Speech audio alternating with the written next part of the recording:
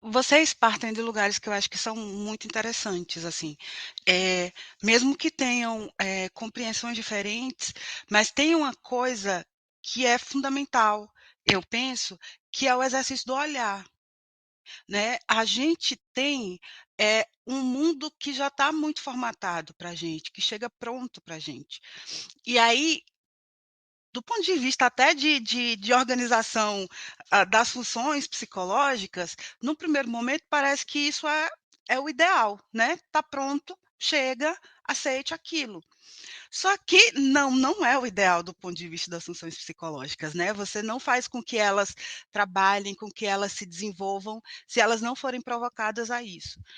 E aí, quando a gente pensa na coisa, da beleza ou do medonho, quando a gente coloca, né, as nossas emoções, tentando traduzi-las nessas coisas externas e nesses padrões do que a gente diz que: "Ah, isso é bom, isso não é, isso é belo, isso é feio", eu acho que a gente, perde, sabe. Tem um poema do Manuel de Barros que ele fala de que quem não andou com seus próprios fantasmas e nem habitou nos seus próprios abismos, não está pronto, não está pronto. Aí ele vai falando para as coisas pelas quais a pessoa não está pronta, né.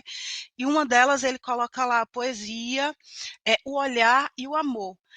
E eu acho essa poesia fantástica, assim, porque ele fala necessariamente de relações onde as qualidades que a gente vai criando do que é positivo ou negativo, elas não fazem o menor sentido, né. Eu tenho que, andar nos meus abismos, eu tenho que andar com os meus fantasmas, eu tenho que acessar isso que não é bonito, eu tenho que, eh lidar com coisas das quais eu não gosto em mim, para quê? Para que eu alcance o sensível. Eu acho que o ponto, do que a gente está conversando no final das coisas e a gente está dando nomes diferentes, é essa sensibilidade, eh, de o jeito como a gente está no mundo, as coisas para as quais a gente olha no mundo, a gente consegue dar um outro sentido para além daquele que está posto, né. E eu acho que esse é um exercício importante de dignidade.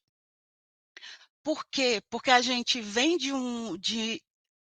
a gente ainda está, né, a gente não vem não, a gente ainda está dentro de uma lógica, eh, colonialista, né, que diz pra gente o que é belo, o que não é, que diz pra gente o que vale e o que não vale, que diz pra gente, o que importa cuidar e o que não importa, né, e isso eh, expande para todas as coisas.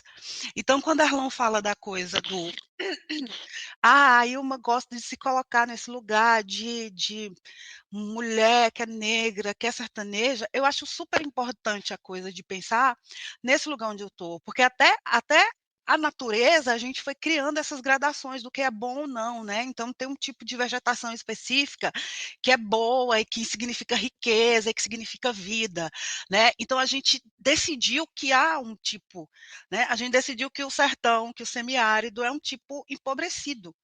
E isso tem muito mais a ver com as nossas narrativas e com o nosso olhar vicioso sobre as coisas, do que necessariamente sobre as coisas em si, né. Então, eh, eu acho que essa coisa do o belo ou o medonho, ou eu lidar de frente com algo que está ali, é mais o eu posso deixar com que a coisa se apresente para mim naquele momento, eu estou aberta para ela ou eu já chego para ela, com os meus próprios preconceitos.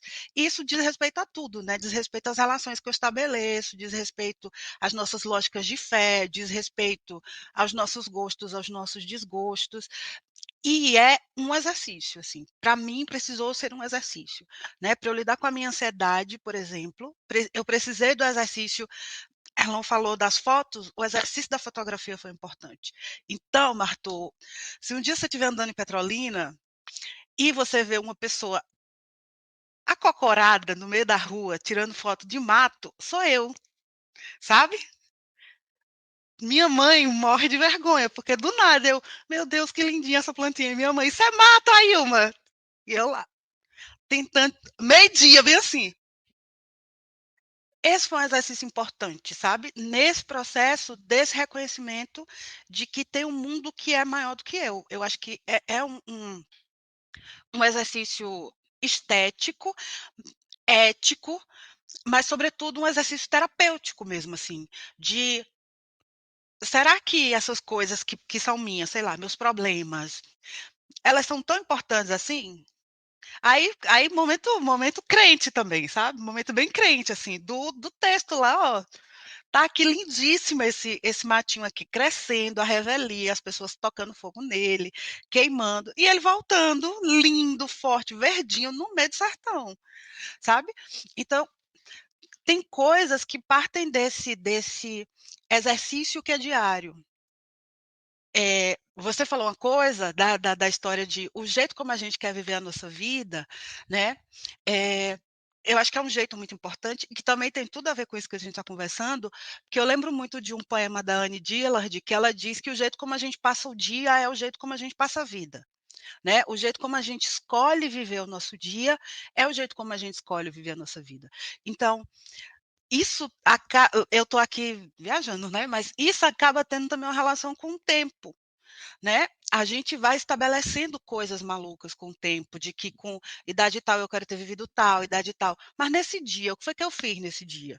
Né, eu consegui perceber o dia, eu consegui perceber as relações mesmo, disso que os meus olhos alcançam, de luz, de sombra, de o que é que está acontecendo aqui ao meu redor, do vento. Tem um vento que está batendo aqui, aí ele está balançando minhas plantas ali atrás, aí eu estou prestando atenção nelas. É, essas coisas elas estão dentro da minha realidade, eu acho que isso dá um enriquecimento, de vida que é diário, sabe.